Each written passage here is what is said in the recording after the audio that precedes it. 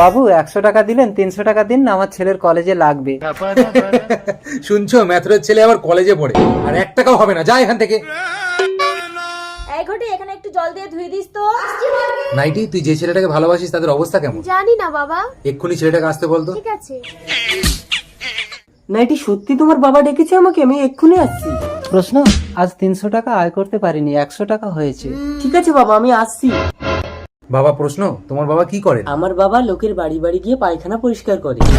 পায়খানা পরিষ্কার করাবে, পায়খানা।